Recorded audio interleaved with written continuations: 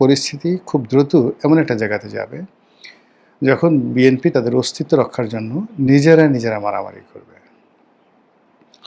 জামাতের আমির এবং যাকে বলা হয় জনাব নাহিদ ইসলাম, তারা দুজন পাশাপাশি বসে সংবাদ সম্মেলন করেছেন এবং তারা বলেছেন যে আমাদেরকে খুব শক্তিশালী বা কি যেন শক্ত বা গরম বিরোধী দল ভাববেন না, আমরা খুব নরম প্রকৃতির মানুষ। আসলেই তো তারা নরম, কিন্তু বাংলাদেশ এরকম নরম প্রকৃতির জিনিস চায় না। গোকরা সাপের সঙ্গে আপনারা কি কোনোদিন ধোড়া সাপের খেলা দেখেছেন দাঁড়িয়ে দাঁড়িয়ে? কিংবা দাঁড়ার সাপের সঙ্গে গোকরা সাপের কখনো আপনারা খেলা দেখার জন্য গ্রাম্য বাজারে দাঁড়িয়েছেন? নেভার।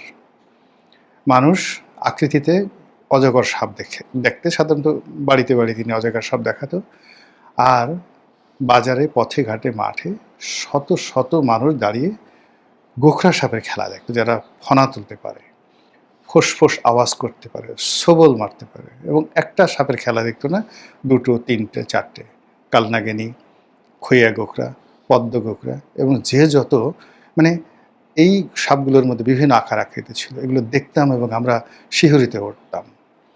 তো সেখানে যদি সাপের সামনে একটা ব্যাঙ ছেড়ে দেওয়া হয়, সাপের সামনে যদি একটা গোকরা সাপ দিয়ে দেওয়া হয়, একটা কেঁচো ছেড়ে দেওয়া হয় এবং বলে যে খেলো এবং বাচ্চারা তালিয়া বাজাও, একটা খুব কালনাগিনী বা ধরেন একেবারে খইয়া গোকরা, পদ্ম গোকরা, তার সামনে খুব নরম সরম একটা কেঁচো, আপনি সেই খেলা কি দেখবেন? বাঘের সঙ্গে আপনি খরগোশের কোনো খেলা আপনার মজা লাগবে বলেন তো?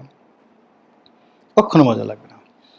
তো সেই দিক থেকে রাজনীতির অঙ্গনে যা কিছু হচ্ছে, সেই সরকার এবং বিরোধী দলের মধ্যে এভাবে কোনো কিছুই ঘটছে না যেটা রাজনীতির উৎকর্ষতা তৈরি করবে, রাজনীতির প্রতি মানুষের আকর্ষণ তৈরি হবে। ফলে এখানে যে সকল অন্য সময় উল্লেখ করা হতো না, সে সকল বিষয় সামনে চলে এসছে। যেমন ধরেন স্বরাষ্ট্রমন্ত্রী একটা কথা বলেছেন, বিএনপির এখন যিনি একেবারে হর্তাকর্তা, ডিফ্যাক্টো প্রধানমন্ত্রী বলা হয় তাকে, তিনি বলেছেন যে দুষ্ট লোকেরা বলে, মানে জামাতকে উদ্দেশ্য করে তিনি অনেকটা কাব্যিক ঢঙে, অনেকটা যাকে বলা হয় সিনেম্যাটিক মোডে, অনেকটা একেবারে যাকে বলা হয় সেই ভারতীয় সিনেমার যে উত্তম কুমার, সে উত্তম কুমার যেভাবে বা ছবি বিশ্বাস যেভাবে ডায়ালগ বলে, ঠিক সেইভাবে দুষ্ট লোকেরা বলে পার্লামেন্টে তিনি এ কথা বলে জামাতকে কটাক্ষ করার চেষ্টা করেছেন। তো দুষ্ট লোকরা যে কথা বলবে, দুষ্ট লোকের কথা কেন ভদ্রলোকের কানে আসবে? This is the one thing. Second thing হলো, দুষ্ট লোকের যে দুষ্ট কথাগুলো আছে সেগুলো কখনোই ভদ্রলোক মুখ দিয়ে উচ্চারণ করেন না। তৃতীয়ত, দুষ্ট লোকের কোনো মিষ্ট কথা কখনোই কোনো ভদ্রলোক সেটিকে নিজের কাজের কথার বা অন্য কোনো কিছু রেফারেন্স হিসেবে ব্যবহার করেন না। তো কাজেই স্বরাষ্ট্রমন্ত্রী যে দুষ্ট লোকেরা বলে, এই দুষ্ট লোকদেরকে তিনি যতই পৃথক করতে চান না কেন, এই দুষ্ট লোকের সমস্ত দুষ্টুমি, বদমাশি, আচরণ, চাল চলন নিঃসন্দেহে স্বরাষ্ট্রমন্ত্রীকে বিমোহিত করেছে, এবং তিনি মনে করছেন যে আমরা যেটা পারছি না, ভদ্রলোকেরা যেটা পারছি না, দুষ্ট লোকেরা সেই জিনিসগুলো করে ফেলেছে। কাজেই এই জাতির অর্থে পরিচালিত মহান সংসদে তিনি সম্মানিত বিরোধী দল বা বিরোধী দলের সংসদ সদস্য যারা আছেন তাদেরকে কটাক্ষ করার জন্য রেফারেন্স হিসেবে কার্ল মার্কসের কথা নয়, রেফারেন্স হিসেবে উইনস্টন চার্চিলের কথা নয়, রেফারেন্স হিসেবে পার্লামেন্টারি ডেমোক্রেসির যারা জনক বিভিন্ন সময়টাতে ছিলেন দেশে এবং দেশের বাইরে, তাদের কারো কোনো রেফারেন্স তিনি গ্রহণ না করে তিনি দুষ্ট লোকদের যে ডায়ালগ, কথা, বক্তব্য, সেটাকে ফ্রন্টিয়ার লাইনে নিয়ে এসেছেন। কাজেই লক্ষণগুলো, রাজনীতির যে লক্ষণগুলো, এটি কতটা দুষ্টুমির দিকে যাচ্ছে এটা সহজেই আপনারা অনুমান করতে পারবেন। ২ নম্বরে যে বিষয়টি বলতে চাই সেটি হলো যে আমাদের দেশে এই প্রথম একটা পার্লামেন্ট গঠিত হয়েছে যেখানে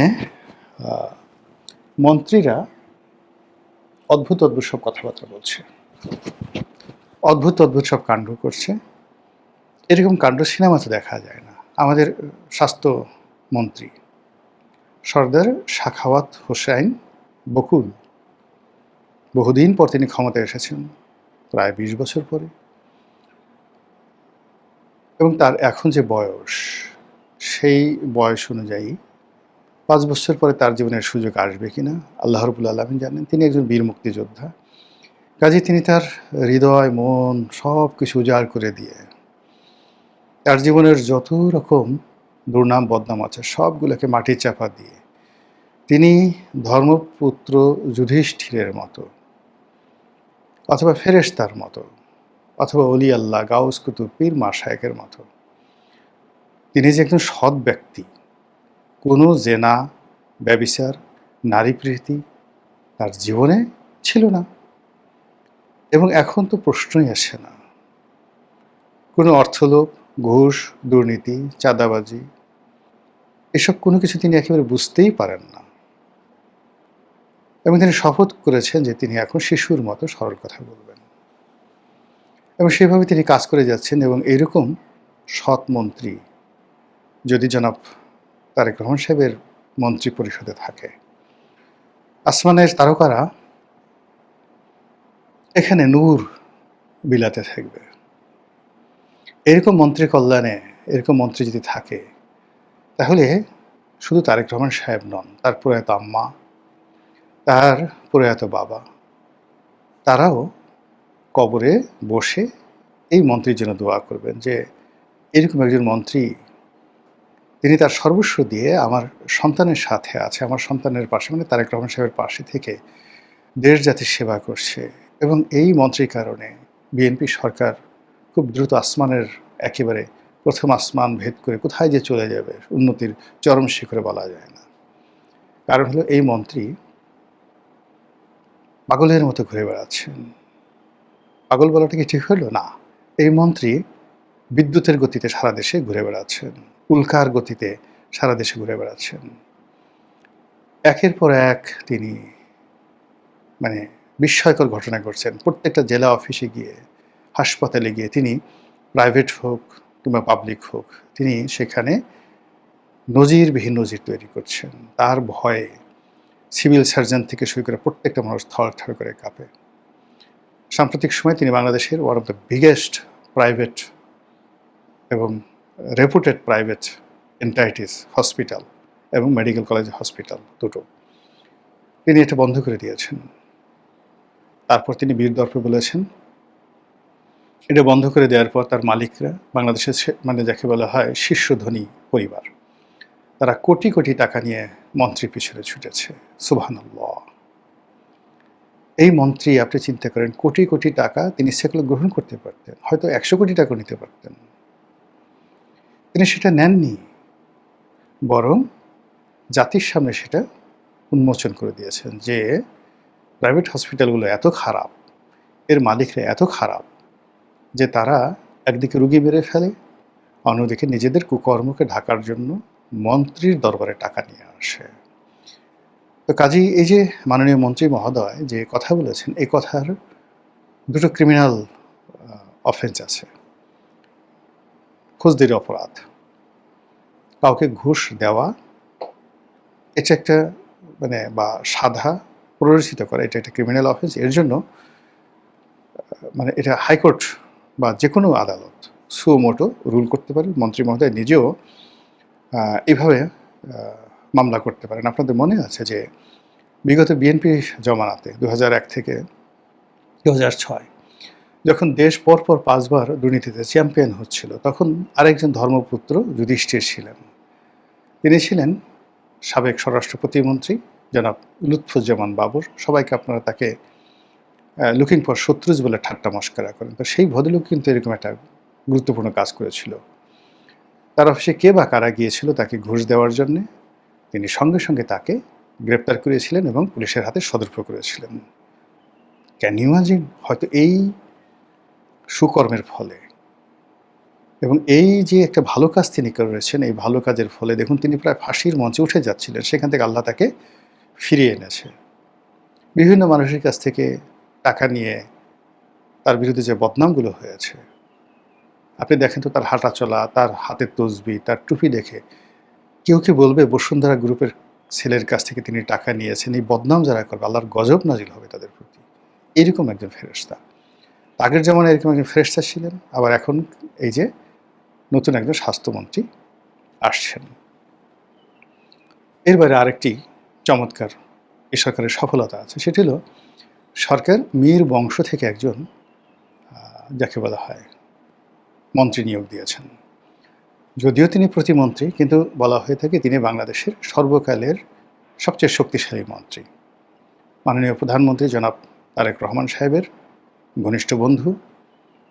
আগের জামানাতে যেমন ঘনিষ্ঠ বন্ধু ছিলেন গিয়াসউদ্দিন আল মামুন, কিন্তু তিনি কোনো মন্ত্রী ছিলেন। আর এই আমলে সবচেয়ে ঘনিষ্ঠ বন্ধু হিসেবে এই মীর বংশের সন্তান জনাব মীর শাহে আলম। তো তার নামও কিন্তু এই সময়টাতে আসছে। তার মাশাআল্লাহ চেহারা ছিল সত্যিকার অর্থে মীর বংশ। আমরা তো জানি যে আমাদের এই পাক ভারত উপমহাদেশে সত্যিকার অর্থে অ্যাবরজিন 4টি বংশকে বলা হয় যে এরা হলো ব্লু ব্লাড। সেটা হলো মোগল, পাঠান, সৈয়দ আর মীর বংশ, এই 4টি বংশ। তো বাংলাদেশে আসলে মুঘলরাও নেই, পাঠানরাই মুঘল, এবং মুঘলরা তো বলতে গেলে ভ্যানিশ হয়ে গেছে। পাঠানরা আছে পাকিস্তানে, বাংলাদেশে কিছু সৈয়দ আছে, কিন্তু এখানে 2 নম্বর সৈয়দ বেশি। সৈয়দ ছিল না, কিন্তু বলে আমরা সৈয়দ। আর মীর আছে, কিন্তু ওই যে মীর আছে, কিন্তু মীর জাফরের কারণে বারবার শুধু মীর নামটা আসলে অনেকে ব্যবহার করতেছেন না, যদিও এটা একটা আভিজাত্যের লক্ষণ। এক মীর জাফর, তারপরে ও অবশ্য মীর মদন আছে। মীর মদন কিন্তু ভালো ছিলেন। তো মীর জাফর, তার ছেলে মিরন, এদের কারণে মীর শব্দটি বাংলাদেশে প্রচলিত না, কিন্তু তারপরেও এটা বেশ উচ্চ বংশীয়। এরকম মীর বংশের একজন মানুষ জনাব তারেক রহমান সাহেবের বন্ধু, অসাধারণ, দেখতে সুন্দর, এবং তাকে নিয়েও কিন্তু ভীষণ রকম আলোচনা হচ্ছে। তিনি যে কথাগুলো বলছেন, তিনি যে পোশাক পরছেন, তিনি যে হাঁটাচলা করছেন, তিনি যেভাবে হাসছেন, কাজ করছেন, দ্য স্টাইল অফ ওয়ার্কিং, এটাও সরকারকে এমন একটা জায়গায় নিয়ে যাবে, তারেক রহমান সাহেবকে এমন একটা জায়গায় নিয়ে যাবে, মানে আকাশের একেবারে ধ্রুব দ্বারা বানিয়ে ফেলবে।